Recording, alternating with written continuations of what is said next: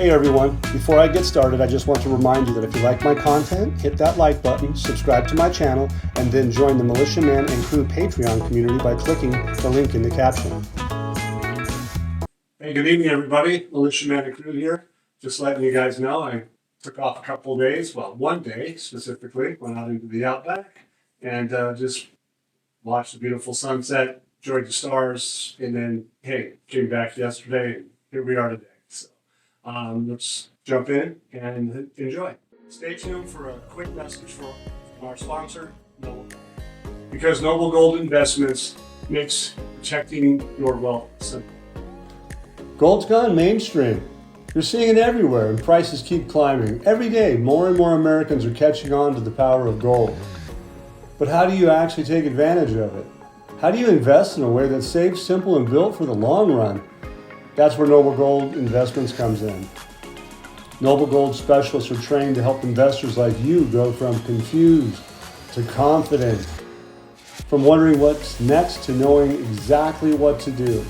Whether you're looking to roll over an old 401k into a gold IRA, or you want physical coins and bars delivered right to your home, Noble Gold makes the process simple, safe, and stress-free. You'll get a step-by-step guidance, transparency pricing, and US-based service from a team that's handled over $2.5 billion in precious metal transactions. With Noble Gold Investments, protecting and growing your wealth isn't just their job, it's their commitment. So visit noblegoldinvestments.com today to claim your free wealth protection kit. That's noblegoldinvestments.com. Noble Gold, helping you build a stronger future.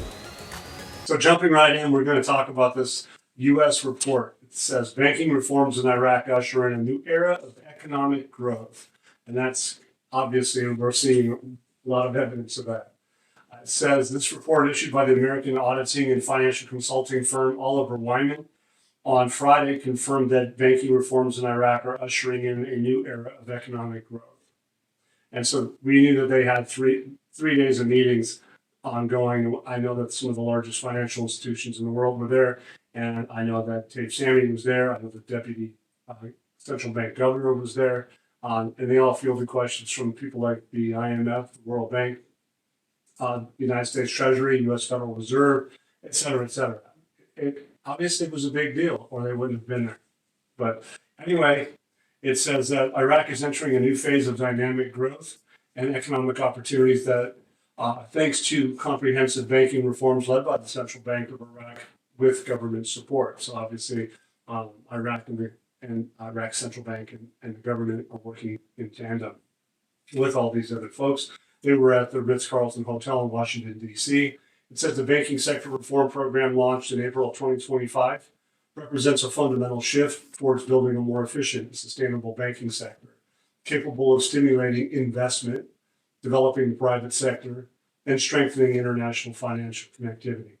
International financial connectivity, I like that because that's part of what we're waiting for, is that connectivity. And once we have connectivity, I think that there's going to be a whole new environment.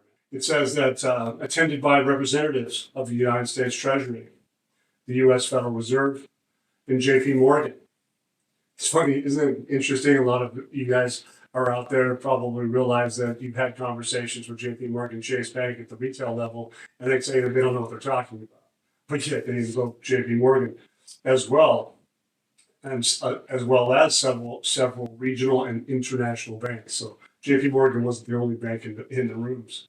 Oliver Wyman stated, the commitment of all Iraqi banks to the reform program starting in September 2025, that was just a little bit ago, will allow the central bank to evaluate the performance during the period of 26 and through 2028, according to modern global financial and regulatory and technological standards, enhancing trust and transparency and qualifying them to attract international institutional investors. Well, institutional investors, if they get wind of how ripe Iraq Stock Exchange is, be prepared. I think it's going to be a big move. I think it's already made some big moves. No different than gold in our country. If you guys seen the stock chart, it's like parabolic. It's amazing. A lot of folks think that there's big change coming. I'm one of those folks. Big change has already started. Oliver Wyman expects that the size of the Iraqi banking sector will reach more than 60 billion by 2035. That's just one sector, with returns ranging between 15 and 20%. Considering that, addressing current challenges such as reputation and governance will make the reforms a unique investment opportunity in the Middle East and North Africa region. So it looks promising because they're taking all the actions that they need. Obviously, they're getting kudos. Even as far back as the Arab Summit, everybody was on board. And now you see all the articles that talk about 10 billion here, 100 billion there of investment. So obviously, those folks that are investing that large amount of money aren't doing that just for fun. They're doing it because they've done their research. I think just like here at patreon.com, we've done our research. And we have about 3 years here alone. I go back a lot longer than that elsewhere, but I've been very consistent in bringing in the news to the best of our ability to understand what they're telling us they're doing. Are they going to tell us everything? It's not a chance. Are they going to tell you when it revalues or what the exchange rate specifically is going to be? No, but they give you indicators. They definitely give you indicators. And if you're savvy enough to be able to follow along for as long as I have, I think that you'll get the big picture. Today is the last day of the meetings, and I think that was on the 18th. I called it the loose ends. They've been sorted. I think being at this level of these meetings with some of the largest financial institutions in the world relating to Iraq, I think that things are looking very good. And it's a sign that Iraq will integrate into the global financial system. And I can't say it enough, is that we've said it enough, but that's what they're doing. Their integration, interconnectivity, those things are very big and very powerful. This article is from Saleh. We all know who he is. He's an advisor to the prime minister. It says Iraq is focusing on diversifying the economy and attracting foreign investment. So the prime minister financial advisor, Mohammed Saleh, he confirms on Friday that diversifying the Iraqi economy required a long-term strategic vision that included structural reforms and stimulating non-oil sectors, such as agriculture and industry, by supporting local production, modernizing infrastructure, etc.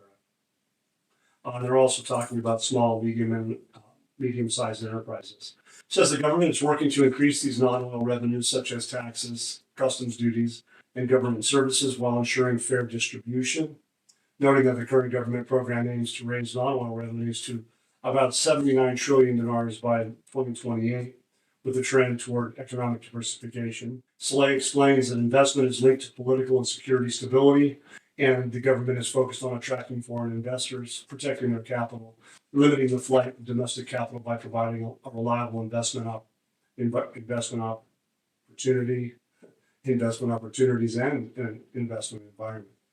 It says he concludes by saying that the political security stability are essential conditions for attracting investment, accompanied by the implementation of legal and institutional reforms to ensure a safe and attractive business environment.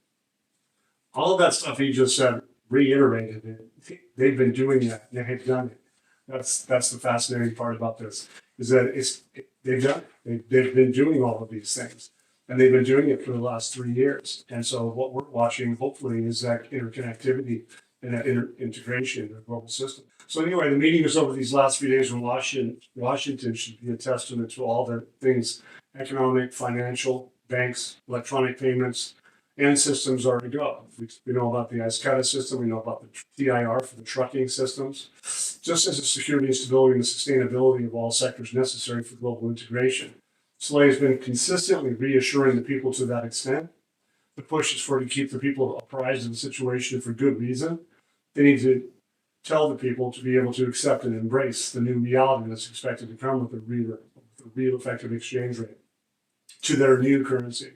That's what is expected. That's what I expect. I think that's what we all expect. But they're ultimately telling us the story quite clearly. He's reiterating it. The reassurances from Al Sudani, the reassurances from Saleh. In the past, we've seen Al Masuri, all giving reassurances. We have Taif Sami giving a wonderful report to the largest financial institutions in the world. We had The deputy governor talking about not floating the currency, also the plan to delete zeros still on. Those are really key points. And we all know that that's what's been taking place over this last week. Al Sudani says the volume of Arab and foreign investments that had entered Iraq exceeded $102 billion. Like I said, we're talking about a lot of money moving in. Why? Because they have security, stability, and sustainability. That's what these guys are all talking about. They're consistently just hammering it home. That's the education for the citizens, all those reassurances. That's the part that you really should be focused in on. Is that, yeah, we're tired. We're waiting for this to happen. I get all that. I've been doing this for 15. I've been involved for 15 years. But again, I see the progress. I see the changes. And now once again, this isn't something that's taken place in the past. We didn't see the likes of the Central Bank of Iraq getting the potential nod to join the BIS. We haven't seen that before. We never saw the ICE cutter system fully hooked up. We haven't seen the articles again, just like today, talking about the negotiations with the WTO organization, World Trade Organization. Those are the things that are in the news. So anyway, it says the Prime Minister Sheikh al-Sudani received Friday sheikhs, dignitaries from all over the world. Okay, but what he does say is we've intensified our efforts to complete 2,583 projects that have been installed and halted for years in all parts of Iraq. So the investment side of the budget, is that what he's talking about? I wouldn't be surprised. He points out launching projects to relieve traffic congestion, infrastructure, and hospitals because they're important to the citizens. What he's been working on for the last 3 years. It says the volume of Arab and foreign investments that entered Iraq exceeded $102 billion, despite the events in the regions and despite of all the insecurity that was around from neighboring countries. Pick one, pick two or three. But anyway, they were able to do that during this time. And he is stressing that the Arab and foreign companies in Iraq have provided approximately 500,000 jobs opportunities for our youth. Iraq is qualified to take off, he says, thanks to its opportunities and important investment environment. So it's ready to take off. Really? I think it's gotten started, but if they're just revving up the motor, then it's going to take off. I don't know. To you guys, I think the $102 billion investment is some serious money invested already. That's been invested into Iraq, and to have created 500,000 jobs, that's big. Because if you have a really good paying, halfway decent paying job, you know that it takes four to 12 jobs to support that. So when they say 500,000 jobs, if they're decent paying jobs, it adds up to a lot more than that. That's what it does. Basically, Iraq is stating she's open for business and qualified to take off. I think that's some really good news this last few days. Prime Minister Advisor, here he is again. Iraq is experiencing its most stable period thanks to strong foreign reserves.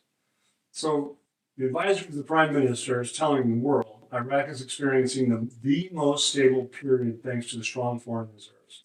But it does say this, there's a blurry picture in interpreting the issue of external debt, as the external debts due until 2028 do not exceed $9 billion. There's a lot of miscommunication out there. You guys got to remember the Paris Club, got rid of 80% of Iraq's debt. So this $9 billion is what he's probably going to be talking about is not that much money, and they have it allocated already. So how they pay it in structured payments, and they haven't defaulted. They're on track, so that's a big deal. It says total external debt. He says there's a coordinated repayment mechanism between the Ministry of Finance and the central bank, which are highly governed and transparent and are settled accurately within a strict program, and allocations in the federal general budget are periodically extinguished, paid off with the international creditor community. So everybody's being taken care of. The total external debts do not exceed what was mentioned above, and the amounts mentioned in the central bank's letter require explanation, as Iraq is not obligated to pay them, especially the $41 billion that was subject to the Paris Club agreement in 2004, which wrote off 80% or more of those debts related to the Iran-Iraq war, or what are called the pre-1990 debts. It says the borrowing undertaken by the current government as domestic debt continues only at 18% of the total precautionary domestic debt included in the federal general budget, 3-year budget, and the tripartite budget. And that's based off law number 13, 2023 for the years of 23 through 2025. It says Iraq is currently experiencing the most stable periods due to the strength of foreign reserves, a function of which is to stabilize the purchasing power of the Iraqi dinar and sustainable development. So Iraq's present state of economic and financial reforms, it supports that being in the most stable period in decades, and its debts are low and manageable, while reserves are over 100 billion US dollars and gold is over 162 tons. Iraq shows she's ready to integrate into the global financial system. That's how I take it. That's a lot of reserves, a lot of gold, a lot of non-oil revenues. I mean, significant. We know that the ICE credit system is basically doing what it was meant to do. So keep all that in mind. And then remember, they're still launching cards and stuff for the people. We know that in one particular case, just recently, a company introduced millions more. But the bottom line is that Iraq has been issuing cards for quite a long time and getting people to use them because they're having to pay through state invoices for fees and payments. The state is not taking cash. So, and then buying fuel, gas at pumps, et cetera, that's still another way of reducing the note count. So that is big. Here's another article. It says a launch of a workshop on the basics of finance and investment in digital banks at the Center for Banking Studies. So what did we just talk about? We talked about earlier this last month, and there was a back wall from Oliver Wyman for the banking to be ready for digital payments and digital banking. And they were going to pick specific banks to do the digital banking. And this article is supporting that they are doing exactly what they said they were going to do. Fundamentals of financing investment in digital banks kicked off today at the Banking Study Center, so that's today. The workshop, which will continue from today through October 22nd, 2025, attended by a number of employees from banks and financial institutions. The workshop aims to introduce participants to the concept of digital banks and their operating models locally and globally, understand digital financing and investment tools and products, and understand the role of financial technology, fintech, and innovation in promoting financial inclusion and developing banking services. The workshop also addresses risk analysis associated with digital finance, including operational, cyber, and credit risks. It also provides practical recommendations for developing digital financing investment products with banks, contributing to supporting the Central Bank of Iraq's drive towards digital transformation and enhancing that financial inclusion. So the next tomorrow and the next day, they're going to have the digital banking side. These banks that Oliver Wyman were talking about were going to pick the global norm. I told you before was about 2 to 4 per country. Our data from financial institutions, but Iraq said that they may do as many as 10 banks. So that tells you a story. Well, if they're going to do normally digital banks are around 2 to 4 per country, right? Well, if they're going to have 10, sounds like there's going to be a need for them. The Ministry of Commerce launches a comprehensive investment plan to develop the private sector and diversify the economy. This is a great article.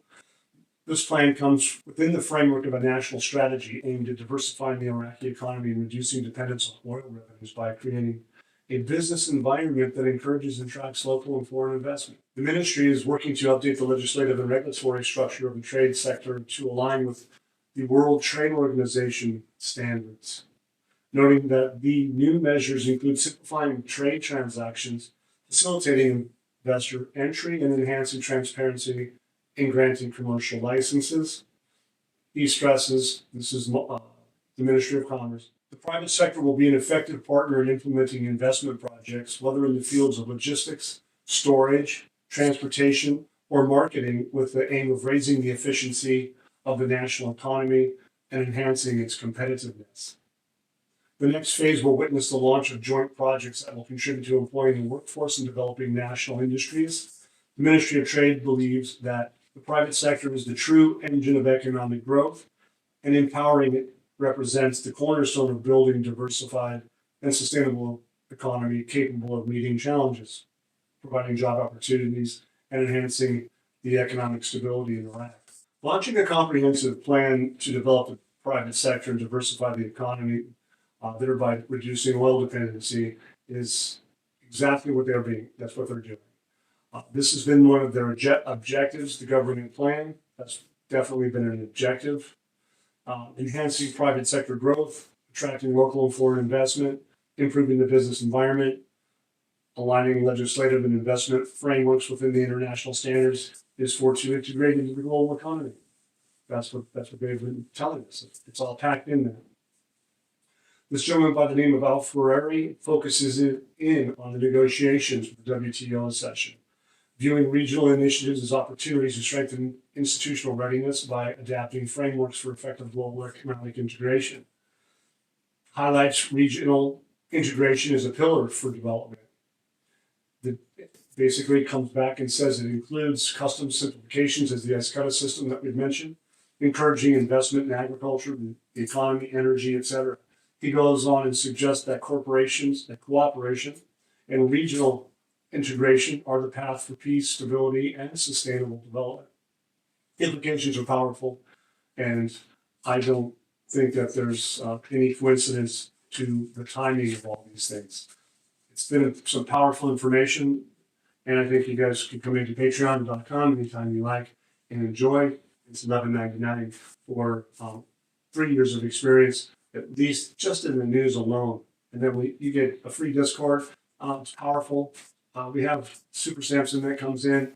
We have a wonderful team leader, Gigi. She helps everybody come in that's new, and you guys can check it out. The value is intense. You guys come on in. We'll see you soon. If you like my content, hit that like and subscribe. And don't forget, turn on your notifications so that you get wind of me doing my videos and new news. Okay, so check it out. Once again, guys, don't forget to hit that like button if you like this content. Subscribe to the channel or join us at the Militia Man and Crew Patreon community for even more exclusive content. You can also donate to this channel by hitting the links in the banner to help keep this page up and running. Your generous support is greatly appreciated, as always. Much, much appreciated. Thank you so much and have a great day.